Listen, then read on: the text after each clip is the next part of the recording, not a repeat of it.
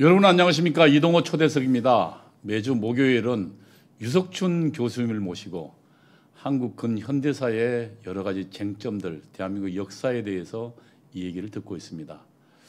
지난 시간은 여러분 아시다시피 우리가 대한민국 근현대사의 가장 잘못된 부분 중에 하나인 반일 종족주의, 특히 위안부 문제에 대한 그 허구성들에 대해서도 유석춘 교수님 모시고 많은 이야기를 들어봤습니다. 우리 지금 현재 대한민국의 가장 문제점 중에 하나가 한국 근현대사들이 대부분 왜곡되어 있다는 겁니다. 그리고 우리를 현실적인 눈으로 보지 못하고 왜곡된 눈으로 보게 해서, 그리고 그 끝은 뭐냐면 국제사회에서 우리 홀로 외톨이가 되게 하거나 지금 현재 일본과 지속적으로 싸우고 다투게 만드는 그런 것들이 결국 바로 이 잘못된 역사관에서 출발된다고 이야기할 수 있을 겁니다. 어제 지금 한미일 장관들이 만났고 한국과 일본의 외무장관이 오랜만에 만났지만 20분 만났고 또 각자 이야기만 하다가 만 것 같습니다. 바로 그 배경은 한국과 일본을 벌려놓으려는, 그리고 지속적으로 자극하는 잘못된 역사관이 있지 않나 이렇게 생각합니다. 이 유석춘 교수와의 시사톡, 특히 역사에 대한 토크는 여러분이 꼭 경청해 주시기 바랍니다. 오늘도 유석춘 교수님 나오셨습니다. 안녕하세요. 안녕하세요. 예. 네, 지금 그 진행자께서 말씀하셨듯이 한일 외무장관이 만났는데 역사 문제에 그렇죠. 대한 인식 차이를 극복하지 못하고, 또 한 가지는 아마 그 오염수 문제. 예, 무슨 방사능 오염수 문제도 이제 서로 간의 인식이 다른데, 인식이 다른 것을 잘 따져보면은 우리가 그렇게 우리 인식을 뒷받침할 만한 과학적인 근거가 없어요. IAEA 국제 원자력 기구는 지금 일본이 잘하고 있다는 거고. 네, 일본이 지금 방출하겠다는 그 오염, 우리가 알고 있는 오염됐다는 그 오염수의 오염 수준은 제가 알기로도 뭐 과학에 관한 전문적인 지식이 없지만 과학 그 알기로도 뭐 예컨대 우리나라에서 지금 발전하는 그 원전 발전소들이 발전하는 그 방사능 오염 수준보다 더 낮은 상태고. 그것뿐만 아니라 예를 들면 우리가 뭐 이렇게 엑스레이 찍잖아요. 네. 그 피폭량보다 뭐 이렇게 지금 10,000분의 1 정도로 작은. 그러니까 실제로는 그래서 뭐 지금 중국의 동해안, 그러니까 서해 바다에 있는 그 중국의 원전 발전소들이 많잖아요. 예, 거기서 나오는 그 오염의 수치랑 비교하면은 세 발의 피인 거예요. 세 발의 피죠. 그리고 그게 또 우리나라를 직접 오냐면 그것도 아니고 태평양을 빙 돌아서 2년 만에 온다는데. 네, 그걸 가지고 지금 우리는 오염수가, 엄청난 오염수가, 오염된 오염수가 나온다고 생각하게 만드는 이 매스컴의 이 사실에 근거하지 않은 보도, 이게 문제예요. 그런데 이제 그것의 배경은 뭐냐면 반일 감정. 그렇죠. 그런 역사의 조작이 그 배경에 있거든요. 그래서 우리가 올바른 역사관을 갖는 건 그만큼 중요하다, 그렇게 생각하는 거죠. 네, 오늘도 그래서 그 올바른 역사관이 과연 어떻게 우리나라 역사를 보는 것이냐 하는 것이고, 그 문제를 제가 지난번에 그 내재적 발전론, 그러니까 김용섭 연세대 교수의 그 내재적 발전론에 따른 경영형 분홍이라는 것이 이제 우리나라 그 역사 인식에 있었다. 우리도 서구와 같은 자본주의 발전의 길을 가고 있었는데 일본 때문에 못했다. 망했다. 일본이 아니었으면 우리는 정상적인 길로 갈 것이다. 정상적인 길로 가서 뭐 선진 문명에 그대로 진입하는 거였는데 일본 때문에 그걸 못했다 하는 식의 해석이 이제 잘못됐다. 그거는 내재적인 발전만 가지고 얘기했는데 바깥에서 우리나라한테 주는 환경적인 여러 가지 지정학적인 경제적인 제약과 우리 내부의 사정이 상호작용을 하면서 발전을 하는 것이고, 그런 것의 가장 대표적인 문제가 우리나라에 와서 역할을 한 선교사들, 기독교를 우리나라에 전파한 사람들은 그럼 기독교는 우리나라 현대사에 아무런 역할을 못했느냐 하는 문제를 볼 때 사실 굉장히 중요한 역할을 많이 했거든요. 이승만 대통령이라는 인물 자체가 기독교적인 배경을 가졌고, 그분의 그 기독교 입국론이 뭐 기독교 신자가 지금 뭐 크게 봐서 한 3분의 1이라고 치면은 기독교 신자가 아닌 분들도 있지만 우리나라 근대 문명의 도입 과정에 선교사들의 역할이 엄청나게 중요하잖아요. 그렇죠. 그런 것을 그러면 이 상호작용을 봐야 되는데 그런 걸 안 보고 그냥 내재적으로 우리는 충분히 발전할 조건이 있었는데 외부가 압력을 넣어서 우리는 당했다 하는 식의 해석인데, 그런 사관이 이제 등장하고 또 그런 사관의 문제가 뭔지를 오늘 좀 본격적으로 제가 특히 이영훈 교수님의 그 업적을 중심으로 좀 설명을 드리겠습니다. 아 예. 네. 다음 페이지 한번 보시죠. 예. 우선 이제 그런 내재적 발전론이 나오게 된 배경에는 식민사관이라는 일제 때 우리가 일본의 지배를 받으면서 일본이 우리나라를 지배하는 것을 합리화하는 사관이 있었다라는 설명을 제가 드렸고 저건 있었죠. 네. 예, 일본이 사실은 우리 조선을 영구히 통치하기 위해서 영구히 통치하기 위해서 이제 일본은 사실은 저 홋카이도나 오키나와를 일본의 본래 영토가 아닌데 합병을 해가지고 일본의 영토로 만들어 놓은 경험이 있는 나라잖아요. 그러니까 우리도 이제 그런 식으로 만들려고 했던 거죠. 그렇죠. 그래서 이제 일본이 보기에는 타이완하고 한반도는 자기네가 생각하기에 홋카이도나 오키나와 같은 데하고 똑같이 이제 합병을 하면 될 것 같은데 잘 안 되는 거야. 네.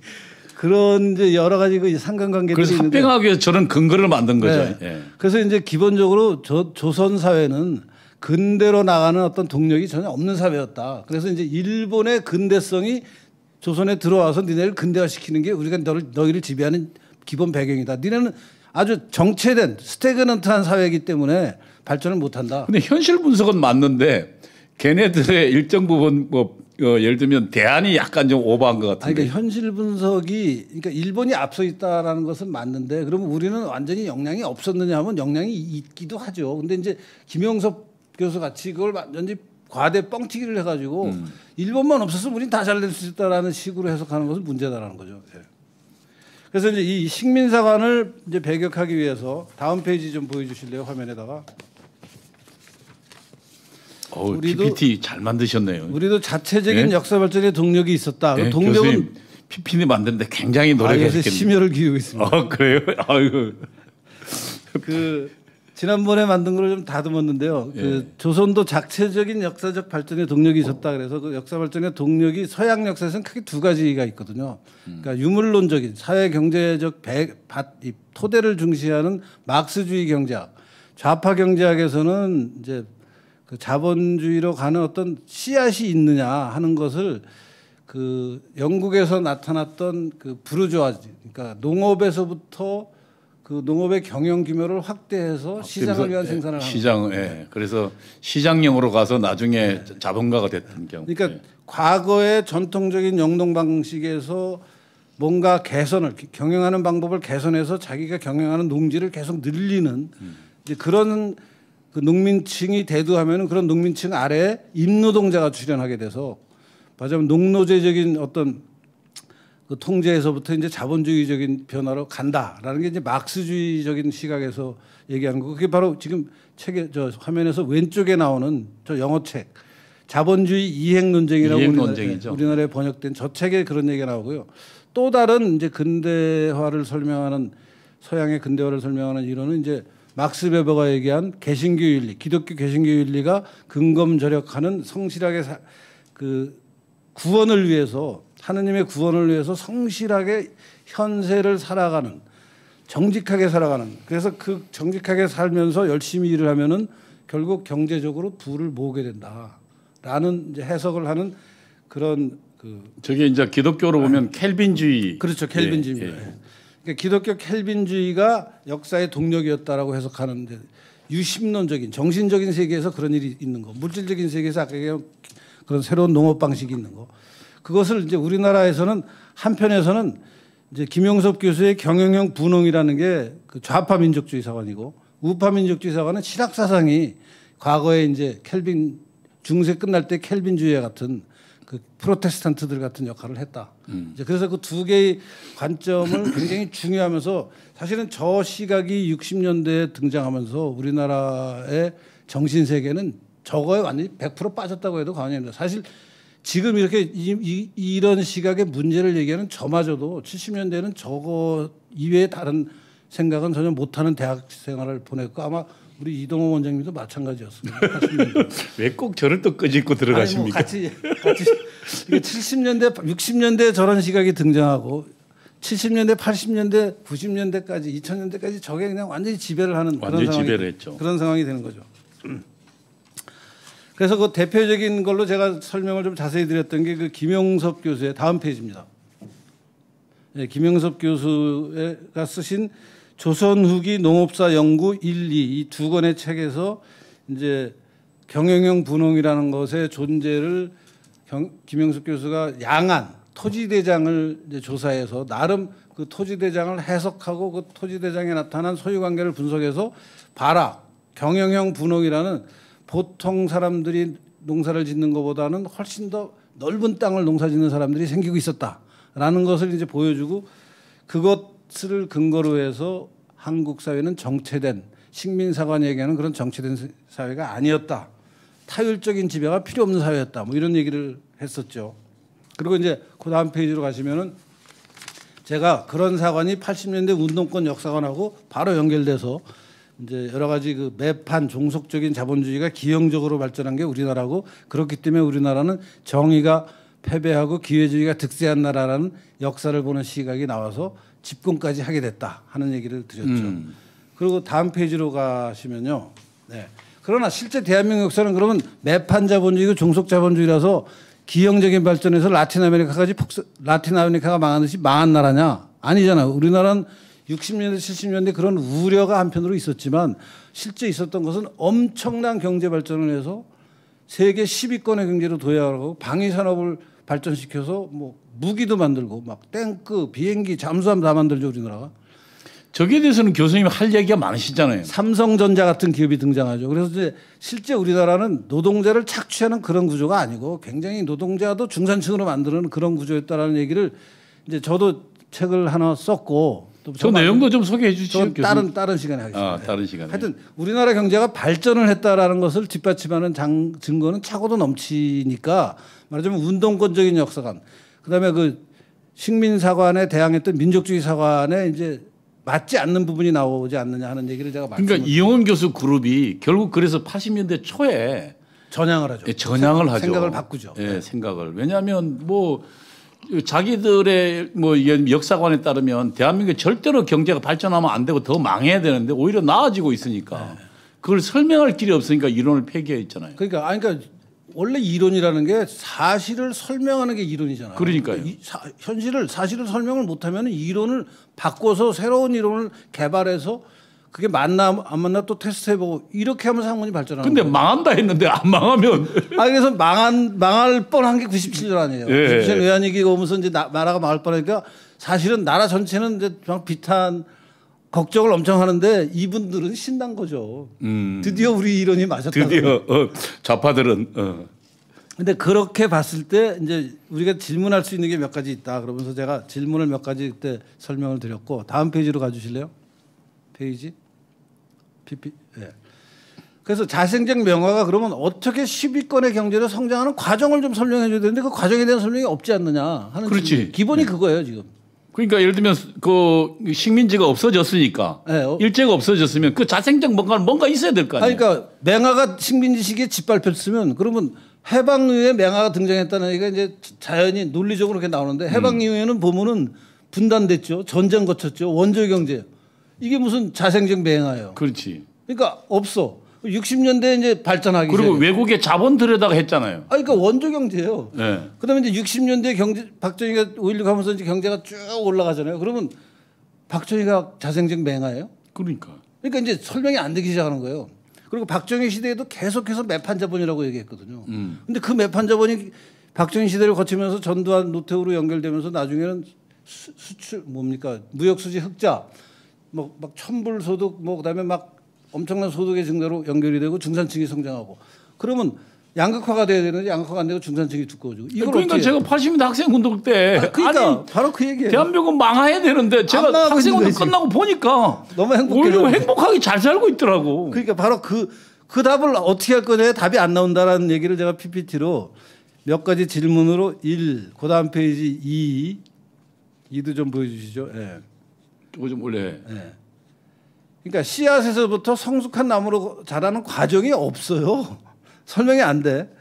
3, 세 번째 질문. 다음 페이지. 예. 그래서 아까 말씀드린 대로 이게 망해야지 97년도. 망해야지 얘기해야 되는데 안 망하고 있는 거야. 불편한 거야 이게. 좌파들 그렇지. 입장에서는 이게 마음에 안 들어 죽겠는 거예요. 왜 망해야 되는데 안 망하냐 왜 안 이거지. 망하지? 그러다가 드디어 집권을 하고 망가뜨리고 있어요 지금. 스스로 망가뜨리고 있는 거네. 집권을 해서 이론에 맞추려면 망가져야 되니까 지금 그래서 이상한 정책이 많이 나오는 거예요. 탈원전을 하겠다, 소득주도 성장을 하겠다, 뭐 되도 않는 부동산 대책을 세운다. 이런 게 다 스스로 망가지는 전략이에요. 지금. 노재봉 총리는 그래서 이런 이야기도 하더라고요. 지금 저들이 절대로 대한민국 경제 성장을 바라고 있지 않다.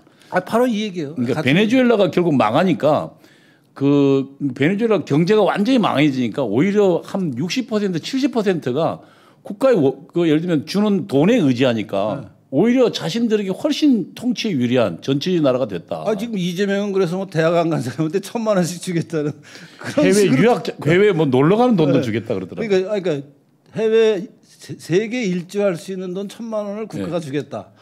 대학 진학하지 마라. 이낙연은 또 뭐 무슨 군대 제대하면 뭐 3,000만 원. 그러니까 그 얘기를 버젓이 하는 것은 저건 나라를 망치겠다는 작정을 하지 않고는 저런 얘기 할 수 없는 거예요. 제가 보기에는 말이 안 되는 얘기예요, 정말.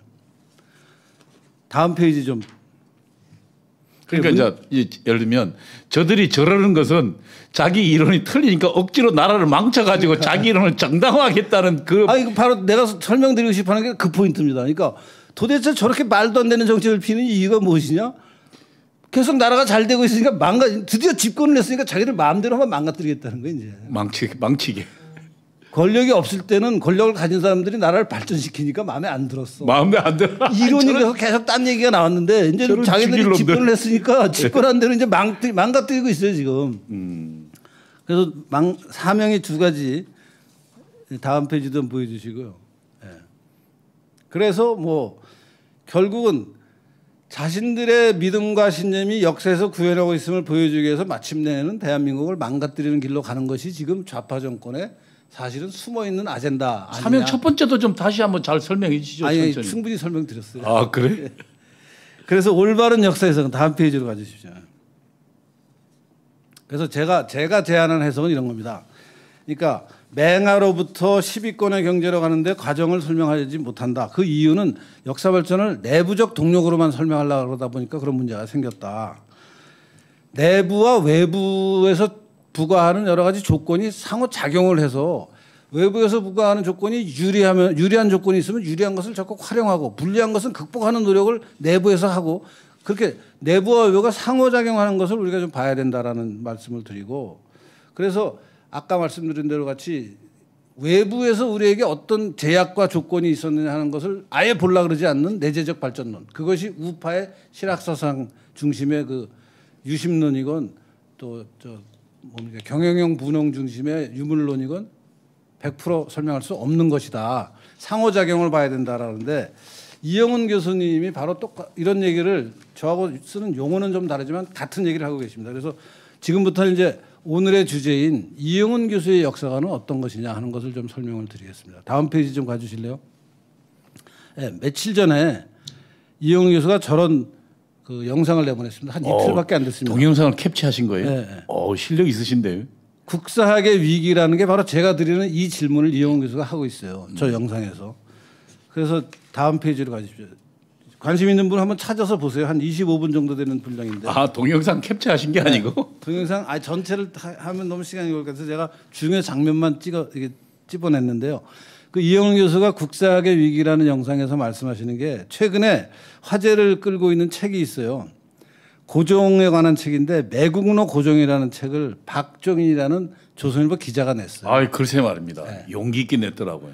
이게 사실은 우리 김용삼 기자가 천천히 고종을 읽는 이유인가 하는 책하고 이제 맥을 같이 하는 책인데 그동안은 이제 조선 후기에 경영형 분홍이나 실학사상이 등장할 때의 상부구조, 정치는 고종이 중심적인 역할을 했죠. 그러니까 이제 그런 토대나 정신세계에서의 어떤 근대적 맹아가 나오는 정치를 편 사람이 고종이다. 그래서 계몽군주였다. 고종은 계몽군주다. 말하자면 봉건사회를 근대사회로 끌고 가는데 중요한 역할을 한 사람이다라는 식으로 해석을 하는 사람들이 많이 있었고. 그러니까 지금 자생적 내재적 발전 예를 들면 자본주의 맹활은 어쨌든 일본의 침략을 예를 들면 극대화시키려다 보니까 있지도 않은 사실을 과장한 거예요. 네. 실제 그래서 이제 이 서울대학교 지금 은퇴한 이태진 교수라는 분이 있어요.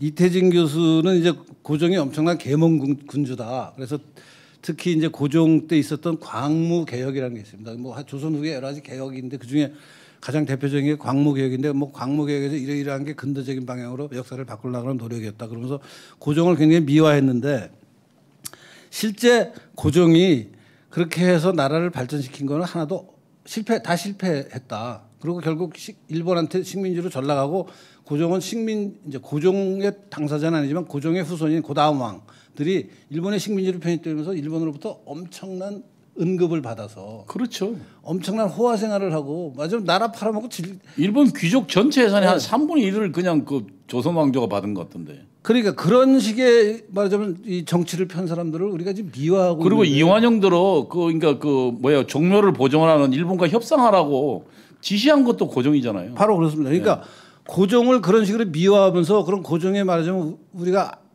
그러니까 우리가 알면 안 되는 거를 숨겨버렸어요. 근데 이제 이 박종인이라는 양반이 다 까발렸거든요, 이 책에서.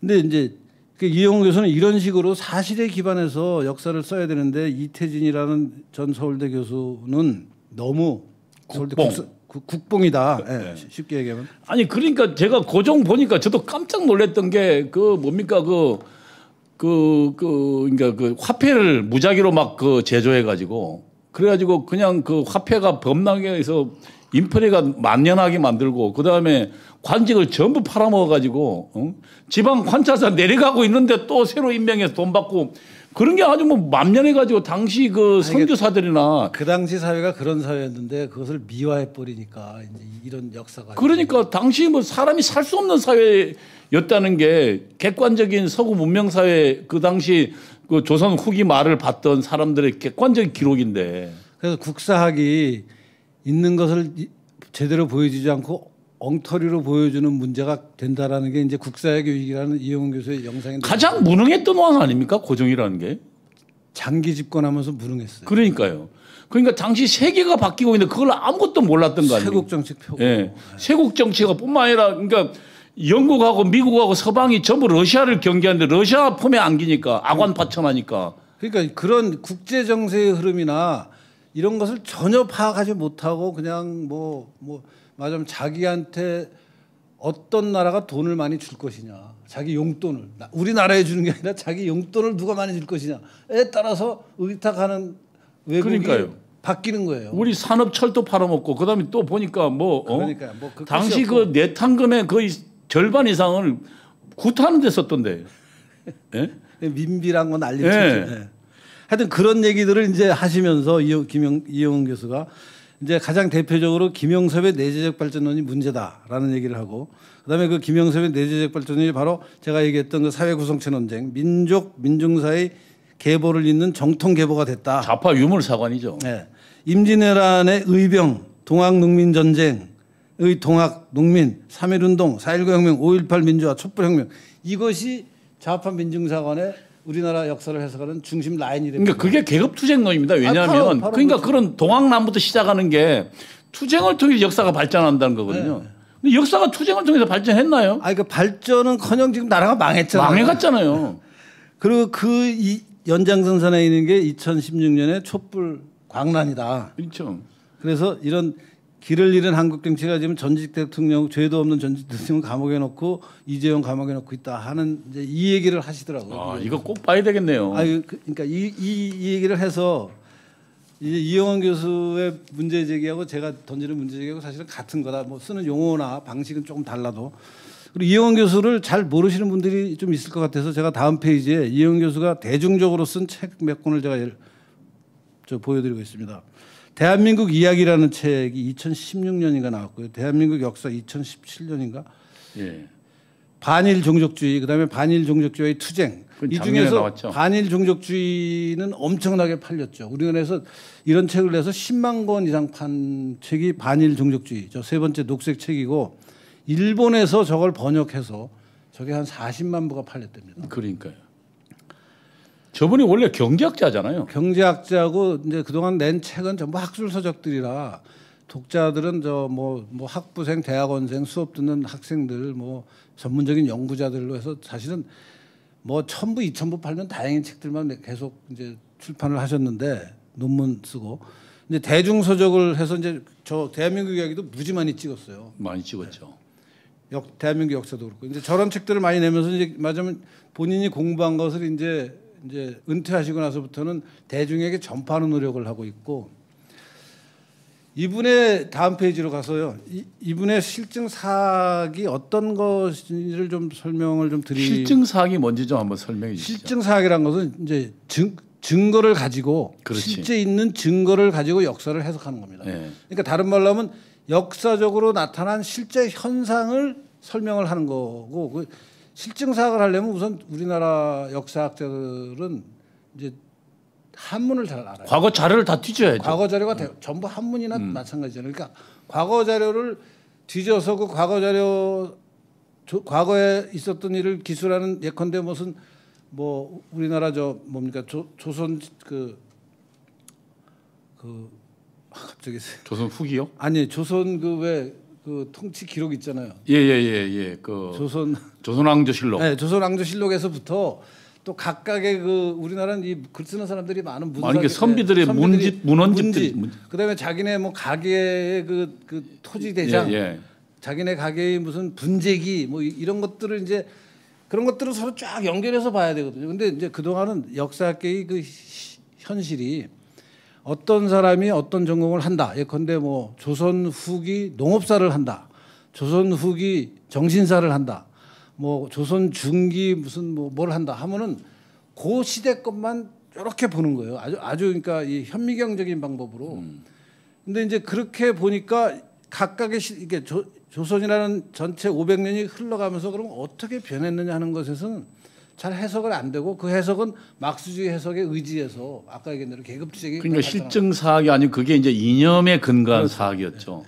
이념 세층 E.H. 카리오의 사학 아닌가요? 그러니까 그렇죠. 현재적 관점이 현재의 자기 의식 속으로 과거의 역사를 재구성하는 거잖아요. 지금 우리가 무엇을 할 것인가에 대한 판단을 기초로 해서 과거를 재구성해가지고 거기 두드려 맞춰서 끼는 거예요. 전부 그렇게 했어요. 그래서 이제 거기에 맞는 우리 국뽕에 맞는 것만 집어넣고 아닌 건 다 빼버리는 거죠. 그러니까 좌파는 좌파대로 아까 얘기한 대로 그래서 무슨 의병, 동학, 그다음에 무슨 저 4.19 이렇게 쭉 연결하는 거고 또 뭐 반대쪽은 반대쪽대로 뭐 실학사상 뭐 박제가 무슨 뭐 쭉 해가지고 사실상 대한민국 만들지도 않았는데 하여튼 그런 식의 사학을 했는데 이제 이용 교수가 그렇게 하면 안 되겠다고 하면서 실증적인 사학을 주도한 가장 대표적인 분이고 그냥 간단한 양력을 아시는 분들은 아시겠지만 85년에 서울대 경제학과에서 박사학위를 받았고 77년부터 82년 만 5년 동안 지곡서당이라는 그 한문을 가리키는 서당이 있었습니다. 그러니까 한학을 잘하시죠. 한학을 잘합니다. 그리고 이제 한신대 성균관대를 거쳐서 서울대 경제학부 교수를 김용옥이는 한문을 못하는 모양이에요. 아니, 한문을 뭐 웬만큼은 하시는데 이용훈 교수만큼 잘 못하는 거예요. 그러니까 그래가지고 노자를 뭐 웃긴 남자 해가지고 김용옥 야네 한문도 모르면서 무슨 김용옥 대신 영어를 좀 하긴 하죠. 그러니까 전부 번역서 읽는 모양이던데. 근데 이용훈 교수는 정말 원전을 그대로 한문 그리고 그 서적을 그대로 이제 뜻을 다 이해를 할 수 있어요. 그리고 평생 그 원전 뒤지는데 거기에 거의 파묻혀 사는 분이에요. 이용훈 교수를 지금 뭐 그 무슨 뉴라이트 정치학 교수, 정치적인 색깔을 가진 교수라고 공격하는 것은 정말 이용훈 교수를 전혀 모르는 사람들이 하는 얘기고 정말 평생을 이 고문서에 파묻혀 지내신 분이고 실제 그 경력을 보면 경제사학회 회장, 한국고문서학회 회장, 한국제도경제학회 회장, 그다음에 낙성대 경제연구소, 그다음에 현재 고문서학회 회장이었네. 그러니까 그만큼 이제 고문서에서는 대한민국 최고의 전문성을 가진 분이다. 이영훈 교수가 이제 한 말을 제가 하나 따왔는데 옆에 저 노란 바탕으로 이 말이 굉장히 의미가 깊은 말입니다. 이제 앞으로 제가 말씀드릴 얘기하고도 다 연관되는데요. 한번 읽어보겠습니다. 워낙 중요한 말이야. 나는 한국의 근대 문명은 일제가 이 땅을 지배한 기간에 재되었다고 생각한다. 그 이유로 사람들은 나를 친일파 또는 식민지 근대화론자라고 손가락질하였다. 대학을 찾아와 나를 파면하라고 데모한 사람들, 연구실에 들어와 나를 훈계한 대학원생, 연구실 문에 계란을 던지고 도망친 학부생, 나를 공격한 여러 차례의 대자보, 이루 말할 수 없는 수모를 겪었다. 그 모든 매도에도 불구하고 나는 내가 딛고 있는 실증의 토대가 허물어지는 아픔을 겪은 적이 없다. 나는 한국 근대 문명의 역사적 경로를 달리 설명하며 성공한 어떤 연구자도 알지 못한다. 그러니까 자기가 실증적으로 얘기한 것들 때문에 온갖 비난을 다 들었지만 자기가 실증한 것을 제대로 공격해서 나를 이겨낸 사람을 찾지 못했다. 그 얘기예요. 예. 내가 말한 실증. 그래서 이제 김용섭 교수의 경영형 분홍도 실증의 차원에서 문제가 심각한 결과였다라는 설명을 할 겁니다. 그리고 이제 참 그동안 아프네요. 조선 시대에서 뭐 자본주의 맹아가 발전했다 하면서 자본주의적 발전의 길을 굉장히 강조하는데 결국 자본주의 발전의 길이라는 게 시장의 발전이기 시장 경제가 확립되는 과정인데 시장 경제에서 가장 중요한 것은 사적 소유의 그렇죠. 원칙이 확보되는 거고 사적 소유의 원칙은 이제 그 재산권 문제가 재산권이죠. 확보가 되는데 조선 후기에 재산권 문제 확보가 되지 않았다. 없었죠. 현실적으로 사유재산 제도가 널리 인정되고 있었지만 그것을 법적으로 뒷받침해주는 등기나 이런 게 전혀 없었다. 그것은 일제가 들어서 완성을 시켰다 하는 얘기를 했어요. 양반. 그러니까. 그랬더니 일본이 뭐 그러면 우리나라를 근대화시킨 거 아니냐? 너 그러면 식민사관하고 같은 얘기 아니냐? 이러면서 엄청나게 공격을 받아서 엄청 고생을 하시고 계십니다. 사실 저도 고생을 하지만 이분만큼 고생한 거, 이분 고생한 거 보면 뭐 그래 교수님도 뭐 지금 엄청 재판에 저도 고생이 시달리고 있는데. 많습니다만 이용 교수는 저보다 훨씬 더 오랜 기간 또 하여튼 고생을 많이 했습니다. 정말 저는 그 백은종이한테 연구소에서 한번 당한 거 말고는 뭐 그 내가 당한 게 그렇게 심각하지는 않은데 이분은 정말 야 이번 글 보니까 정말로 뭐 연구실에 훈계한 대학생들 야 그러니까 계란도 맞고 별 거를 다 본 거죠. 정말 예. 별 이상한 거를. 다음 페이지로 가주십시오. 예, 그래서 지금 오늘 제가 말씀드리는 것은 이용 교수가 2016년에 출판한 지금부터 한 5년 전에 출판한 자기의 고문서에 관한 논문들을 수도 없이 썼습니다. 몇백 편을 썼을 겁니다. 그 각각의 고문서 예컨대 무슨 뭐 경상북도 상주 지방의 무슨 어느 양반 집에서 옛날 고문서가 나왔는데 그 고문서에는 뭐 무슨 재산 상황이 정리돼가 있다. 그럼 그걸 가지고 논문을 한 편 쓰신단 말이에요. 또 뭐 그거 말고 또 뭐 어디 전라남도 어느 지역에 또 비슷한 게 나왔으면 그걸 갖고 써요. 그런 식으로 해서 온갖 주제에 대한 온갖 분석을 해서 하나하나 사건에 대한 이제 논문을 그동안 평생 쓰고 그것을 500년이라는 혹은 뭐 조선 500년보다 더 긴 3000년 역사 속에서 이 전체적인 그러니까 이 구체적인 사건들이 전체적인 맥락에서 어떻게 봐야지 이것을 이해할 수 있느냐. 말하자면 역사적 사과는 어떻게 정리해야 되냐 하는 문제를 심각하게 고민하다가 이 한국경제사라는 본인의 말하자면 그 모든 연구를 총망라한 집대성한 책을 하나 내신 게 이제 한국경제사 1, 2. 거의 교수를 끝내시는. 그러니까 그러니까 학문 연구를 더 이상 안 한다라는 뜻은 아니지만. 아니, 그러니까 교수직을 거의 현직 교수를 마치고 마치면서, 나서 현직 교수 때 그게 이제 한신대 교수 때부터 뭐 성균대 교수, 서울대 교수 쭉 써놓은 것을 집대성해서 전체 하나의 어떤 흐름으로 정리를 해보자라고 해서 이제 온갖 어려움 속에서 쓴 책이고. 책 한 권이 약 700페이지 돼서 두 권 합치면 1500페이지 되는 엄청난 분량의 책인데 저도 조선 부분 좀 읽었고 앞부분은 좀 읽었고 네. 대들 사실 이 책을 뭐 처음부터 끝까지 읽으려면 이영훈 교수 밑에서 박사학위를 하지 않는 이상 아마 다 못 읽지 않나 하는데 저는 그래도 많이 읽었습니다. 많이 읽었는데 전 조선 부분만 사실 이영훈 교수는 저는 이영훈 교수가 85년에 아까 서울대에서 박사학위 받았죠. 예, 박사학위 논문을 저는 그때부터 구해서 봤어요. 아 그러셨구나. 박사학위 논문이 나오자마자 그때 박사학위 논문이 이따가 개념이 나온 주호와 협호라는 개념인데 처음 들어보셨죠? 예예. 그러니까 우리나라 조선의 그 국가가 사람을 지배한 게 이제 호적인데 예. 호적에 보면은 주호 주된 가구와 협호 숨어 있는 가구가 있다. 그래서 숨어 있는 가구가 무엇이냐? 이 사람들은 노비이기도 하고 뭐 하여튼 그러니까 숨어서 인구의 통계에 잡히지 않는 사람들이 엄청 있고 이 사람들은 왜 숨어 있게 되느냐? 군역을 피하려고 양인이 노비가 되는 사람들이 있는데 그것의 존재를 실증하신 분이에요. 그 전까지 이 양반이 85년에 박사 논문 쓰기 전까지는 이 문제에 대해서 아무도 해명을 못해서 다들 이 호구라는 게 실제 역사가 왜 이렇게 실제 역사에서 드러난 인구 숫자가 왜 이렇게 안 맞느냐 하는 문제였어요. 그러니까 호구가 평균 호구가 있으면 그 호구 숫자에다가 평균 호구 원의 숫자를 곱하면 전체 인구가 돼야 되는데 인구가 돼야 되죠. 전체 인구는 훨씬 많은데 호구는 작은 거예요 숫자가. 그런 이제 불일치를 혁포라는 게 숨어 있어서 그렇다라는 걸 찾아낸 분이에요. 아무튼 그래서 이분이 이제 우리나라 역사를 크게 4단계로 봤습니다. 이게 이제 마치 그 막스주의 역사학에서 보면 뭐 원시 공동 그렇지. 사회에서 고대 노예제 사회, 고대 노예제 사회로 그다음에 중세 뭐 봉건제 사회로 그다음에 이제 근대 자본주의 사회, 마지막은 사회주의, 공산주의 사회로 간다. 이게 역사는 이게 단계적으로 발전한다. 역사 발전 5단계설이죠. 그래서 이제 시대를 그래서 많은 사람들 역사학자들이 그런 식의 시대 구분을 하는데 이분이 1시대, 2시대, 3시대, 4시대로 나눠서 그 시대를 파악하는 가장 중심적인 개념으로 연, 정, 호, 그다음에 이제 마지막은 드디어 이 시장 경제가 꼽히는 개인. 근데 호라는 게 무엇이냐는 제가 방금 좀 설명을 드렸는데 그 앞에 정하고 연도 사실 어려운 개념인데 이거는 우리가 워낙 옛날 얘기라 이게 보면은 1시대는 고조선부터 삼국시대까지예요. 그리고 2시대는 통일신라부터 고려까지. 통일신라부터 고려면 약 900년쯤 되는 거예요. 다음 거로 좀 넘겨주시죠. PPT. 아니요, 이거 좀 얘기하고. 그다음에 제3시대는 호. 이게 이제 조선시대 전체입니다. 그리고 제4시대는 식민지부터 현재까지 이제 개인인데 이런 시대 구분을 하면서 특히 이제 마지막에 제4시대가 시작될 때 하고 연관이 많이 되는 말인데 이런 말입니다.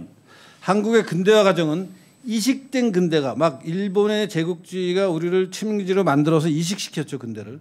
이식된 근대가 전통을 누르거나 해체하는 단성 과정이 아니라 전통이 근대의 도움을 받아 스스로를 재편성하기도 했던 복선의 과정이었다. 이게 재밌네요. 이게 제가 아까 얘기했던 내부와 외부가 상호작용한다는 바로 그 얘기예요. 지금 똑같은 얘기입니다.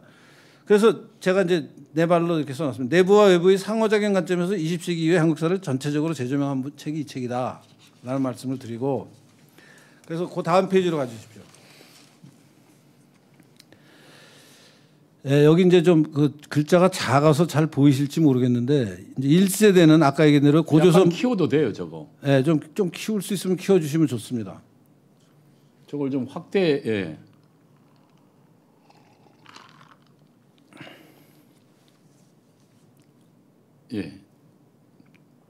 아이고, 예. 예. 1세대는 고조선부터 삼국시대까지인데 이때는 그 한문으로 이렇게 연자를 쓰는데 소규모 가족으로 소비 생활의 단위였다. 연이라는 게. 근데 이 연이라는 거는 한 연이 세대 복합체를 만들고 그러니까 이제 어떤 연이 있으면은 그 연의 윗세대, 아랫세대, 옆세대. 뭉친다 이거죠. 예. 그다음에 그것들이 모여서 취락이 되고 취락이 모여서 음락이 되고 음락이 모여서 소국이 되고 소국이 제일 커진 게 삼국, 신라, 고구려, 백제다. 라는 이제 단위인데 뭐 옛날 이건 워낙 옛날 얘기라 지금 저희가 논쟁을 크게 안 하려고 그럽니다, 제가. 그다음에 두 번째는 그 연에서부터 정이라는 단위로 바뀌었는데 요거는 앞에랑 다른 게 앞에는 연은 소비 생활의 단위였습니다. 그러니까 생산 생활의 단위는 지금 세대 복합체 취락으로 넘어가요. 연에서는 안 나옵니다. 근데 이제 2세대 그러니까 통일신라부터 고려까지는 정인데 고물의 정자 일정한 규모의 경지와 세대 복합체가 결합돼서 소비는 물론 생산을 하는 자립 단위가 이제 말하자면 단위가 좀 커진 거죠. 그 안에서요. 예. 그리고 이제 이럴 때 이제 주로 있었던 게 왕토 사상에 따른 국왕의 수조권. 수조권이라는 건 조세를 거둘 수 있는 권리에 의한 토지를 지배했다. 그리고 그래서 조세를 국가가 거두면 그건 공전이고 조세를 거둘 권리를 관료한테 주면은 자기 밑에 부하한테 주면 그건 사전이 됐다. 그런 얘기고 이제 중요한 건 조선시대입니다. 이 조선시대에 관해서 이영훈 교수 분석이 굉장히 길고 복잡하고 자세합니다. 그리고 엄청나게 고문서를 통해서 설명을 하기 때문에 제가 이거 정리하느라고 정말 머리에 쥐가 날 뻔했는데 압축해서 지금 제가 한 6줄로 정리를 했습니다. 야. 우선 조선시대의 특징은 토지하고 인구를 별개로 지배했다라는 거예요. 그러니까 보통 중세 사회에서는 토지와 그 토지에 결박된 사람들로 같이 묶어서 이제 그 국가의 권력이 관리하고 통제하고 지배하는 시스템이 대부분 생산이 전부 토지니까. 그러니까 그런 시스템이 전 세계적으로 당연히 퍼져 있는데 이상하게 전 세계에서 이런 시스템은 한반도에 있는 조선밖에 없다. 자기가 알고 있기로는 조선밖에 없다. 자기도 이런 경우가 다른 데 어디 있는지를 막 확인해 봤는데 전 세계 전체를 확인은 못했지만 다른 데서는 확인을 못하겠다. 그러니까 토지와 인구를 별개로 지배했다는 거예요. 별개로. 예. 그러니까 토지는 토지대로 인구는 인구대로 지배했다. 근데 이게 뭔지를 이제 설명을 드리겠습니다. 이제 그래서 이 조선 시대는 호라는 이제 우리가 호구할 때 호자죠. 호수는 호의 우두머리, 호수의 가족과 그에 예속한 노비로 구성된 인적 결합. 그러니까 호수는 이제 예컨대 요새로 치면 뭐 가구주라고 호주, 네, 호주, 가구주의 가족이라는 건 자기 아버지, 엄마, 자기 자식, 자기 형제 이걸 다 포함할 수도 있고 그 중에 결혼을 하면 분가를 해서 또 새로운 호를 만들 수도 있고 이제 그렇게 늘어났다가 수축했다가 하는 건데 거기다가 이제 노비 결합됐다는 거죠. 네, 가족이 아닌 노비가 결합이 되는 거예요. 노비가. 네. 노비는 이제 이 사람들한테 혈연적으로는 아무런 연관이 없는데 정치적으로 패배한 사람들부터 해가지고 뭐 다양한 게 많았잖아요. 네. 아니 근데 이제 그러니까 고려 시대만 해도 그러니까 군사적으로 말하자면 우리가 정복을 하거나 뭐 그 여러 가지 이유로 반란을 하고 해서 그 군사적으로 제압당한 사람들을 이제 노비로 삼았는데 조선 시대에 오면은 그런 노비의 숫자가 그래서 한 고려 시대는 많이 잡으면 5% 10%였는데 조선 시대에 10%까지 안 갔던데요. 예. 최대 40%까지 올라가요. 40%까지. 왜 그렇게 노비가 많이 되느냐 하는 게 이영훈 교수의 궁금증이에요. 그래서 이제 우선 호에는 노비가 끼어 있고 그 노비는 그러니까 그 호의 가족적인 관계가 없는 사람들인데 이제 끼어 있는 사람들이 있다. 그래서 그것을 주호하고 협호로 나눠요. 그 이제 끝에 보면. 예. 하여튼 호는 그런 단위가 있는데 아까 이제 토지와 인구를 별개로 지배한다고 그랬는데요. 토지는 양안이라는 건 토지대장입니다. 그러니까 토지에 어떤 작물을 심어서 소출이 얼마나 났고 그 소출을 뭐 세금으로 얼마나 거뒀고 뭐 이런 것들이 정리되는 양안인데 특정한 토지에는 그 토지대장에 정리되어 있는 여러 가지 기준에 따라서 조세하고 공무를 국가가 부과를 하고 인구는 호적에 따라 역을 부과했다 그래요. 이 호적에 따라 역을 부과한 것이 중요한데 그래서 호적에 등록된 사람은 신분의 차별에 따라서 서로 다른 역을 부과했다. 예컨대 양반은 공부하는 역을 부여받았어요. 하격을. 이걸 제가 줄여서 하격이라고 했는데 이영 교수는 이게 유학 혹은 학생이에요. 우리 왜 그 제사 지낼 때 보면 학생 부군 신이. 네, 뭐 그렇게 했을 때 그 학생이 바로 그러니까 관직이 없었던 사람을 학생이라고 하죠. 공부만 하는 거예요. 관직에 과거에 붙지 못하고 등용이 안 되고 그냥 공부만 하다가 근데 그것도 역이에요. 그런 역을 받으면 말하자면 이제 이 상민이 부담하는 군역을 안 지는 거예요. 그러니까 보통 사람들 양민은 군대에 가거나 군대에 가는 거에 상응하는 이제 물건이나 뭐 이렇게 세금을 내야 되는데 군역을 줘야 되는데. 근데 하격을 받는 사람은 그러면 군대 안 가도 되는 거예요? 그러니까 이제 이게 신분이 달라지는 특권 계층이네요. 양반 계층이 특권 계층이 되는 거예요. 그래서 그러니까 국가가 걷어들이는 세금은 크게 보면 두 가지가 있는 거예요. 토지에 따르는 세금이 있고 호구에 따르는 세금이 있는 거예요. 그 세금은 군역, 그러니까 호구에 따른 세금은 양반은 면제가 되고 상민은 군역을 이제 치러야 되는데 군역을 직접 가서 몸으로 때우는 사람이 있는가 하면은 군역을 안 가는 대신 나는 안 가는 것만큼 쌀을 얼마 낸다, 콩을 얼마 낸다 하면은 이제 그 국가의 세금이 되는 거 아니에요? 그러니까 사람에 대한 지배는 호구에 기록된 것대로 이 세금이 수치가 이루어지고 토지에 대한 것은 토지대장, 양안에 기록된 걸로 수치가 되는데 이 토지대장과 양안이 일치하지 않아요. 그 참. 그러니까 그게 전 세계에 유례가 없는 새로운 이제 이영훈 교수가 고문서를 뒤지면서 이게 일치가 안 하는 것을 발견해낸 거예요. 그동안 그 전에 사람들은 이게 일치가 당연히 할 거라고 생각하는 전제하에 뭐 온갖 논문들을 썼는데 그 차이를 찾아낸 게 주호와 협호라는 개념이에요. 협호라는 게 숨어 있다. 실제로는 사람이 있는데 그 사람이 노비이고 뭐 도망간 그 양인이 군역을 내기 싫어서 도망가 가지고 노비로 투탁을 하면은 그 사람들은 호구에 안 잡힌다. 호구에 안 잡히네. 양반들은 그 노비를 데리고 일을 부려먹고 하는데 그 실제 인구에는 있어야 안 되는데 안 잡힌다. 이제 이것을 알아낸 분이 이영훈 교수예요. 이건 사실 저도 뭐 알 수가 있는 방법이 이영훈 교수의 설명을 들으니까 아 이런 게 있구나 그러는 거지. 이 부분은 역사학계가 이영훈 교수한테 꼼짝을 못하는 부분이에요. 역사학계가 이영훈 교수가 이 문제를 정리해서 온갖 그동안에 나온 그 문서에 대한 해석이 잘못됐다라는 지적을 하는데 아무도 그 문제에 반박을 못하네. 반박을 못해요. 반박을 못하고 이제 찌그러져 버리는 경우가 많고 이제 좀 얘기를 더 하겠습니다. 그래서 호적에 등록된 다시 한번 정리하면 호적에 등록된 사람은 신분의 차별에 따라서 서로 다른 역을 부과해서 양반은 학생이나 유학이라는 그 학역을 가졌고 상민은 군역을 졌고 이 부분이 중요합니다. 군역을 분담하지 못하면 군역을 분담하기 싫으면도 마찬가지예요. 못하거나 싫으면 노비로 갈 수 있어요. 그러면 이제 내가 1년에 뭐 한 달, 두 달을 군대 가서 실제 노역을 하거나 군역을 지거나 아니면은 군대 안 가는 그 한 달의 기간만큼에 상응하는 무슨 현물을 내야 되는 역을 지고 있는데 내가 노비가 되면 좀 안 가도 되는데 뭐 노비나 뭐 양민이나 사실 별 차이도 없이 그냥 잘 사니까 안 가겠다고 하는 사람이 늘어나는 거예요. 그럼 노비가 된 거죠. 노비가 돼요. 그러니까 노비를 아까 얘기한 대로 처음에 조선이 시작할 때 고려의 그 유산이 남아 있을 때는 전쟁에 지거나 반란을 일으켜서 국가에 반란을 일으킨 사람들이 이제 뭐 좀 국사범 같은 사람들을 노비로 이제 잡아서 일을 시켰고 그냥 보통 다 양민이었는데 조선이 개국하면서 유교가 자리 잡고 온갖 제도의 정비를 하면서 이런 식으로 별개로 지배하니까 호구에 안 잡히면은 역도 안 지게 되니까 사람들이 호구에 내가 잡힐 일이 뭐가 있어 막 도망을 가는 거예요. 그래서 이제 이 전체 인구의 마을 단위로 봤을 때 전체 마을의 어떤 특정한 군현에 막 40%가 노비가 되는 게 실제 그게 조선 중기죠. 예. 네. 그러니까 조선 중기에 그러니까 조선 초기 그러니까 조선이 세종조 그다음에 이제 세종 때 만든 법 중에 하나가 이 종천이라는 게 여기 나옵니다. 이제 조선 전체의 그 흐름을 보면은 양난이라는 게 임진왜란하고 병자호란이잖아요. 양난 이후에 북벌을 한다. 그러니까 막 효종 때인가요? 막 북벌을 계획했잖아요. 청나라에 복수한다고. 군역을 담당할 양인의 수요가 증가했어요. 그렇지.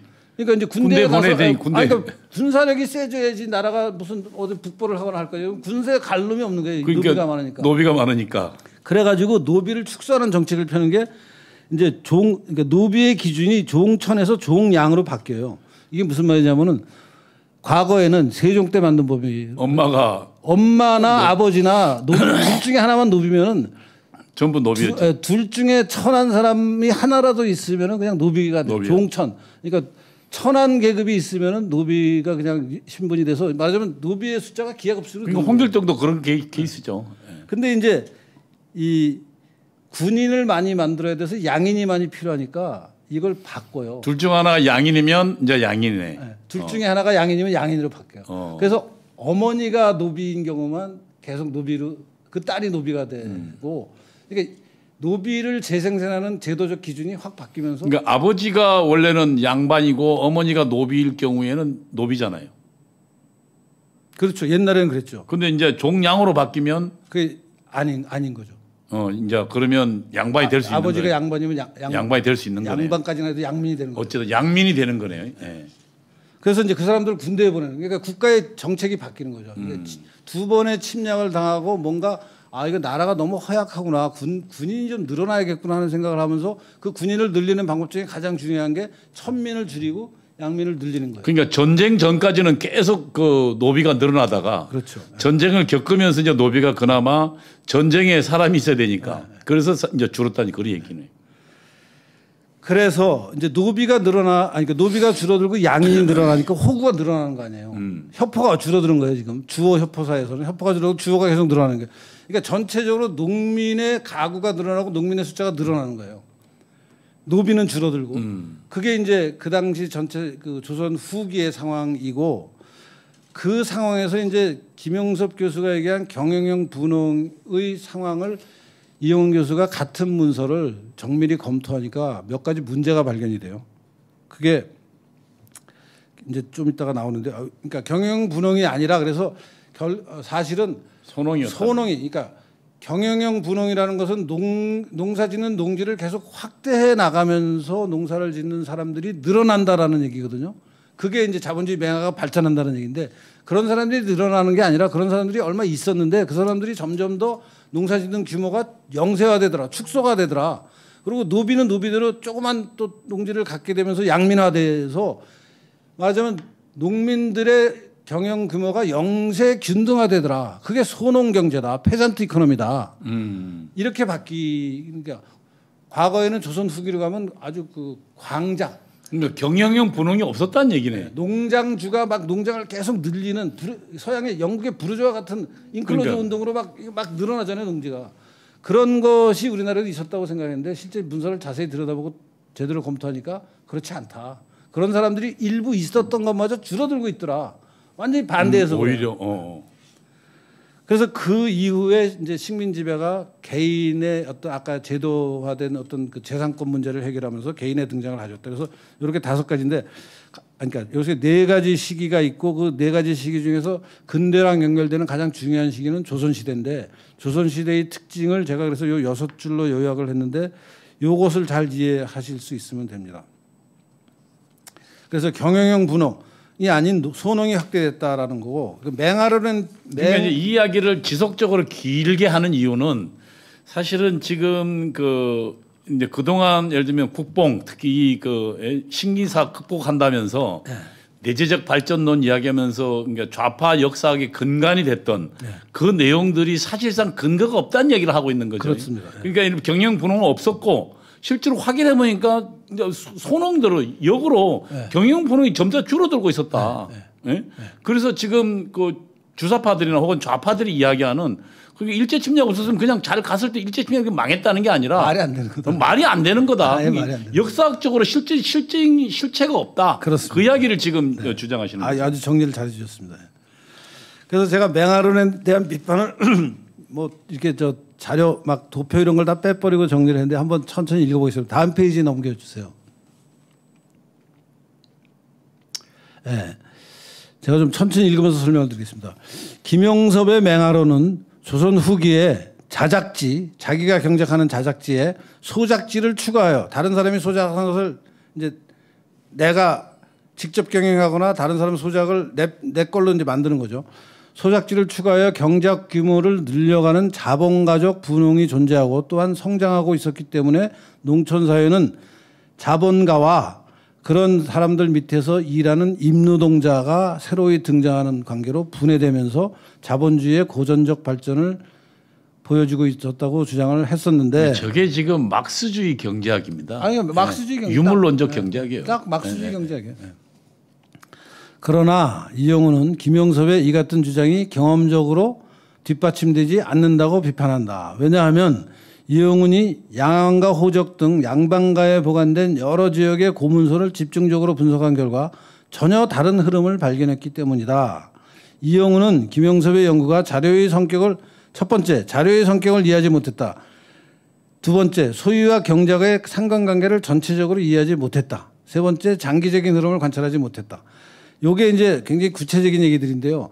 궁금하시면은 책에 제가 469페이지에서 75페이지. 그러니까 자료의 성격을 이해하지 못했다는 게 뭐예요? 간단하게 이야기. 자료의 성격을 이해하지 못했다는 건요. 이 김용섭 교수가 그 분석한 양안이 궁방전이라는 토지예요. 네. 궁방전이라는 거는 조선 왕실이 소유하고 있는 토지인데. 그러면 일반적인 게 아니네. 거기에 소작인하고 전주가 이제 기록이 돼 있어요. 그러니까 이제 김용섭 교수는 그것을 이거는 100년 전의 기록이 그냥 고쳐지지 않고 궁방전화 됐는데 궁방전화 되기 전에 100년 전의 기록이 그대로 남아 있는 거다.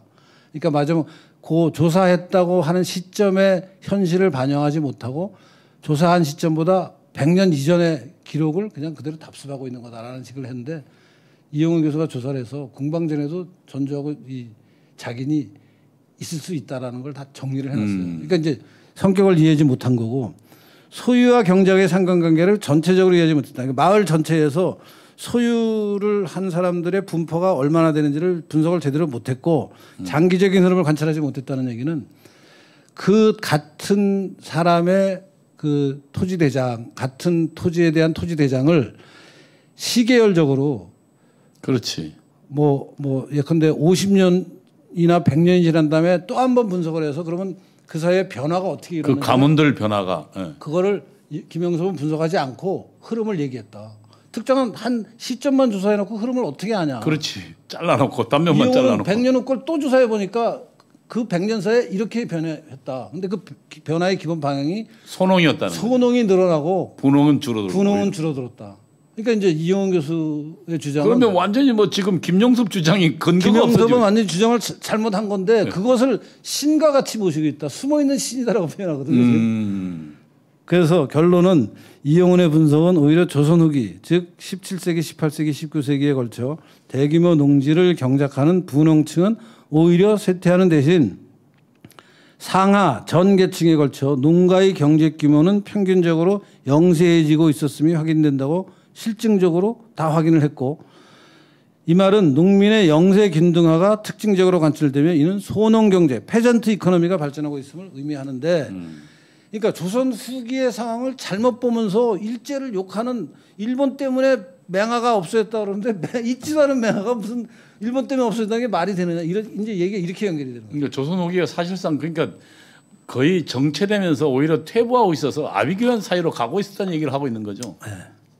그러면서 뜯어먹을 게 없으니까 관료 그다음에 그 지주들이 그냥 그 소작을 뜯어먹어서 나중에는 뭐 70% 80%까지 뜯어먹었더라고요. 네. 그 이야기를 하고 있는 뭐 거죠. 황구 첨직 뭐 별의별 게 다 있잖아요. 예.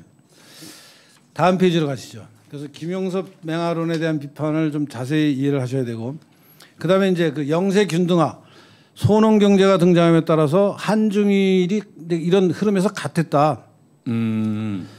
동아시아의 농업은 적은 토지에 다량의 노동을 투하해서 고생산성을 추구하는 노동 집약적 경로고 서유럽의 농업은 많은 토지, 넓은 토지에 소량의 적은 노동을 투하해서 노동 절약하는 자본을 집약하는 그런 경로다. 그러니까 이게 노동 집약적이냐 자본 집약적이냐에 따라서 구별이 되고 완전히 다른 경로를 가고 있는데 이것을 같은 경로로 간다고 생각하면서 영국식 발전 경로가 우리나라에 있었다고 생각하면서 완전히 환상이다 이것은. 그리고 일본 학자 하야미 아키라가 이것을 두고 동아시아 경제는 노동 집약적인 근면혁명 열심히 일하는 것을 통해서 생산성을 늘리는 인더스트리어스 레볼루션이라고 이름을 붙여요. 재밌죠. 이게 이제 산업혁명의 말로 대비가 되는 건데 인더스트리얼 레볼루션이잖아요. 서유럽의 경제는 자본 집약적인 산업혁명이다. 동아시아 경제는 노동 집약적인 근면혁명이다. 이렇게 봐야 재밌네 표현이. 그래서 이제 김영섭 교수가 이제 하는 말은 동서양의 이런 근본적인 환경의 차이, 제도의 차이를 무시하고 맹아로는 자국사, 즉 우리나라 역사의 진취성을 드러내려는 그러니까 우리도 자본주의에 진입하는 맹아가 있었다고. 주관적 선의 좋은 뜻에도 불구하고 결과적으로 자국이 서유럽을 힘겹게 뒤쫓아가는 초라한 모습을 그렸을 뿐이다. 이렇게 이제 평가를 하면서 그러니까 이론에 갖다 맞춘 거죠. 네, 이론의 노예가 된 경우다. 그리고 이제 맹아론의 정치학이라는 재미있는 분석을 합니다. 이영 교수가. 그러니까 맹아론이 등장하는 그러니까 말하자면 역사학의 맹아론이라는 게 정치적으로 어떤 의미가 있느냐 우리나라에서.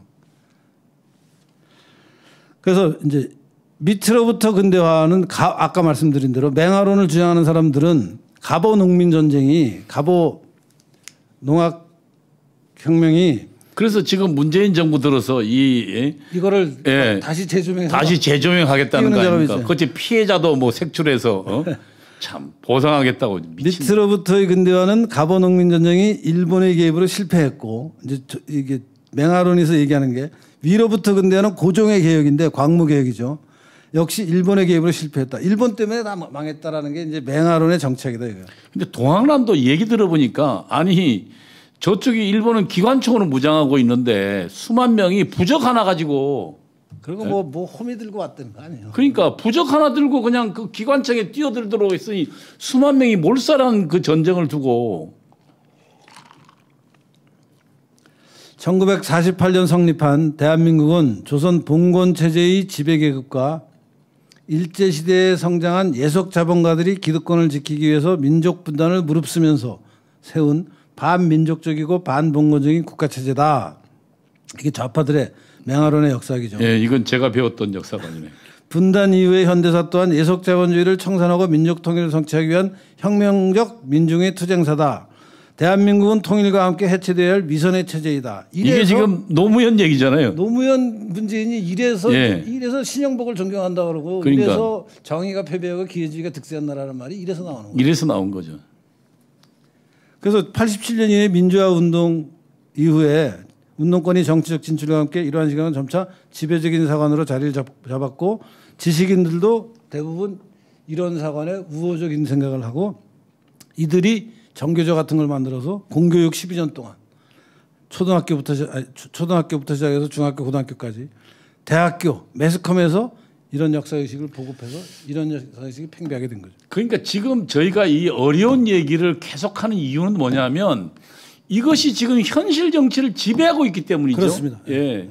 이들의 역사관을 갖고 있는 사람들이 대한민국을 부정하고 있고 대한민국 근대화를 했던 이승만과 박정희를 부정하고 있고 또한 이들이 지금 역사학기를 주도해서 우리 아이들로 하여금 엉뚱한 길로 가게 만들고 있어서 그렇기 때문에 문제가 되고 있기 때문에 거기에 대한 반박하고 지금 어렵지만 이 이야기를 우리가 하고 있는 이유 중에 하나죠, 교수님. 예. 그렇습니다.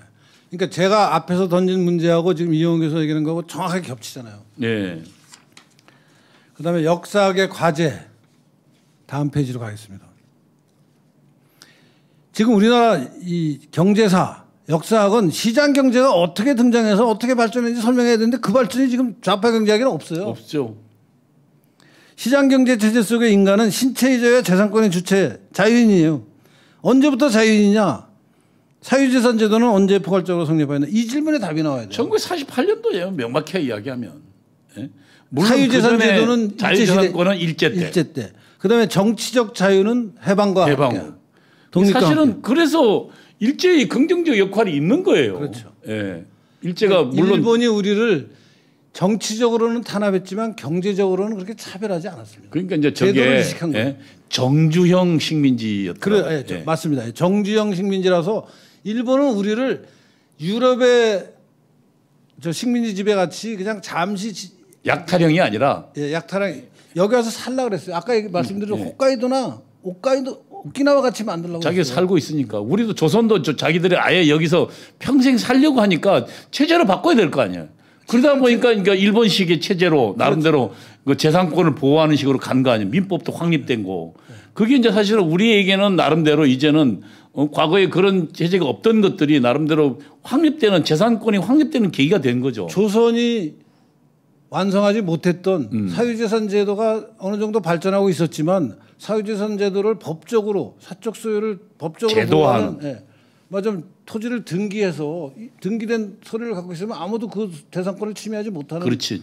그런 제도를 만들었어야 되는데 조선이 그걸 완성을 못했어요. 그러니까 불가침의 권리로서 재산권을 보장한 게 사실은 민법인데 그 민법이 일제 때 시작된 거. 바로 그 얘기입니다. 이용 교수가 바로 그 말씀하고 있어요. 예. 그래서 이런 자유인 얘기하면 이승만 얘기 안 할 수 없잖아요. 예, 그렇지. 이승만 대통령의 자유, 그다음에 그 앞선 시기에 일제 시대의 어떤 그 민법의 도입에 따른 사적 재산권의 보장 이런 것들이 이제 핵심적인 대대고 다음 페이지로 가실래요? 그래서 근대적 시장 경제 즉 사적 자치는 언제부터 시작된 거냐? 소유권 절대 원칙, 계약 자유 원칙을 핵심으로 하는 근대적 시장 경제는 언제부터 성립했느냐? 조선은 사실상의 사유재산권이 성립되어 있었지만 그것을 제3자에 대한 권리로 법적으로 인정하거나 증명하는 제도가 없었다. 즉 등기라는 방법이 없었다. 즉 양반관료의 자의적 수탈이 조선 후기에 여전히 가능했고 그것 때문에 경제가 피폐해지고 있었다. 그런데 식민지를 이제 겪는데 식민지는 세계사적 범죄로서 근대가 제도적으로 피식민지에 이식되는 거고 가장 대표적인 게 민법이다. 그리고 이제 재밌는 게요. 이제 상호작용이 나오는 부분입니다. 이 민법에 따라서 일본식 제도가 우리나라에 들어와서 일본식 호주제 가족이 우리나라에 도입될 때 그것을 저항하지 않고 쉽게 적응한 이유는 전통적 가족제도 가운데 일본식 호주제와 친밀한 요소, 즉 적장자에게 권리가 계승되는 제사 관행이 있었기 때문이다. 우리나라에서 재산을 분할할 때 왜 일본은 단독 자녀들 중에 부모가 선택한 자녀에게 부모의 재산을 통째로 다 넘기잖아요. 중국은 부모의 재산을 자녀 수에 나눠서 n분의 1로 다 나눠버리잖아요. 우리나라는 그 재산을 그러니까 세대가 넘어가면서 재산을 분할할 때 적장자, 즉 맏아들에게 그러니까 전체의 한 반 정도를 주고 나머지 반을 나머지 자식들에게 n분의 1로 나누는. 적장자는 뭐 제사도 지내고 하니까. 그러니까 이제 제사를 지내는 것 때문에 그런 식의 이제 재산 분할이 있는데 그런 것이 일본의 호주제하고 맞아떨어졌다. 비슷했다. 호주의 상속과 제사의 상속을 동일시하면서 우리나라의 직계 가족이라는 영어로 스템 패밀리라는 직계 가족은 할아버지, 아버지, 아들로 연결되는 이 장자가 쭉 연결되는 이 라인이 직계 스템 패밀리입니다. 나무 줄기 같이 된다고 해서 반계는 다 떨어져 나가는 거죠. 이 직계 가족이라는 게 세계사에서 굉장히 그 일본이나 우리나라, 중국의 일부 이런 데서만 있지 다른 데서 잘 없습니다. 그래서 이 직계 가족이 확산되는 계기가 되었고 그것이 동족촌을 만들어내고 그다음에 협포 주호에 숨어 있는 협포가 사실상의 이제 실질적인 그 호옥으로 확인이 되고 그 아래 또 여성 사람 취급 못 받던 여성도 해방이 되고 그렇죠. 이런 것들이 다 조선 후기의 발전을 일제 식민지의 제도적 개혁이 서로 끌어주고 밀어주고 하면서 상호작용을 해서 이런 일이 벌어지고 있었던 것이다라는 해석을 이용 교수가. 그리고 이제 어쨌든 신분제로부터 탈피된 그렇죠. 그 소작이나 이런 노예들이 그러니까 새로운 사회에 대해서 굉장히 열의를 가지고 생산 활동에 참여하고 신분제는 완전히 해체되죠. 예. 일제 때 이제 드디어 양반과 백정의 자손이 같은 학교에 다니는 거죠. 그래서 마지막 페이지입니다. 소농사회의 근대화. 협포가 주어로 발전하면서 그러니까 협포는 숨어있던 게 이제 다 이제 주어가 되는 거죠. 소농 경제가 근대화를 시작했고 일제가 토지조사 사업을 하면서 19세기까지 조선 사회가 배양한 높은 수준의 사실상의 소유권을 전제한 위에 근대적 소유권을 원시적으로 처음으로 창출하는 계기가 됐다.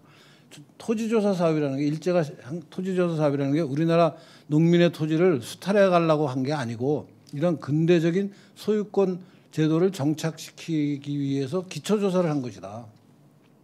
그리고 이제 거기에 이승만의 자유, 박정희의 국가가 연결이 되면서 그러니까 우리는 지금 잘못하는 게 토지조사 사업이 강탈한 거로 알고 있는데 사실은 우리나라 사람들이 그렇게 토지 강탈당하고 가만히 있을 사람들이 아니죠. 이영훈 교수가 그 논문 엄청 썼습니다. 그래갖고 이제 그런 그 강탈당했다라는 설이 나오게 된 과정까지 다 분석을 했어요. 아무도 실증적인 확인 하지도 않고 그냥 실제 일제가 한 거는 자기들이 여기 와서 개간한 것들을 가지고 만들었더라고요. 잘 아시네. 예. 그러니까 그냥 그랬을 거야라는 그 카더라가 그냥 교과서에 실리면서 이게 정설이 돼 있다 지금. 그래서 마지막으로 이영훈 교수가 한국형 시장 경제의 특징을 이렇게 얘기합니다. 자유를 추구하지만 자유주의가 결여하고 시장을 하지만 국가주의가 강해서 국가주의 시장 경제고 중간 집단이 없는 나선형 사회. 이 나선형 사회란 말은 그 그레고리 핸더슨이 폴리틱스 오브 보르텍스라는 책을 써요. 소용돌이 같이 이렇게 나선형으로 회전하는. 그래서 이런 특징을 가진 시장 경제를 우리나라는 갖게 됐다라는 이제 결론인데 이 자세한 얘기들이 다 사실 굉장히 이런 책에 이렇게 두꺼운 책에 막 몇십 페이지씩 되는 얘기들이라 제가 너무 단순화시켜서 하나하나 다 정말 많은 토론이 있어야 될 모양인데 그래서 좀 정리를 제가 해서 말씀드리면 이영훈 교수라는 분은 참 전선이 넓습니다. 이영훈 교수가 평생에 걸쳐서 자기하고 뜻이 맞는 동료들, 선배들, 스승들, 후배들, 제자들하고 낙성대 경제연구소라는 이제 학자들 집단 사이에 소규모 집단을 만들어서 거기서 출판해낸 발간한 온갖 논문과 책자들이 있는데 그 책자들에서 얘기하는 내용을 저는 한 20년 그걸 추적을 했습니다.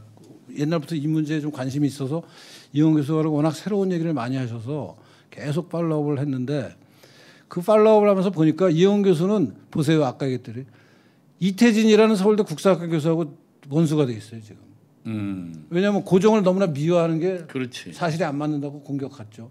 김영섭 교수하고 원수가 돼 있어요. 저 경영형 분업이라는 거 말도 안 되는 얘기다. 그러니까. 그다음에 또 위안부 문제 때문에 또 저기 있죠. 전선이 아주 그냥 뭐 전선이 그러니까 우리나라 역사 전체가 엉터리다라는 게 이영훈 교수의 결론이고 그 이영훈 교수는 그래서 이걸 완전히 새로 바꿔야 우리가 해방 이후에 이 엄청난 발전을 한 것을 역사하고 연결지을 수 있다라는 얘기를 하는 거예요. 그게 실증적으로 확인이 된다다. 그러니까 한국 역사학 위기는 결국 실증사학은 존재하지 않고 과다한 이념과 이론에 잘못된 이론에 거꾸로 끼워 맞추는 식의 그렇습니다. 그러니까 거짓에 기반한 역사학이 만연하고 있다. 그동안 판을 치워왔고 현재도 그런데 이것이 정치도 망치고 있다 지금. 그럼요. 그들로 무장한 잘못된 이념으로 무장한 이들이 지금 현재 대한민국을 함부로 성공 방정식을 실패 방정식으로 끌고 가고 있다. 네. 결국 그 근저에는 잘못된 역사 인식이 있다 이런 이야기를 그렇습니다. 이용 교수 하고 있는 거고 오늘 유석춘 교수께 이게 장시간 동안 이 이야기를 한 이유는 그냥 어려웠던 얘기가 아니라 이 이야기가 현실 정치로 작동하고 있기 때문입니다.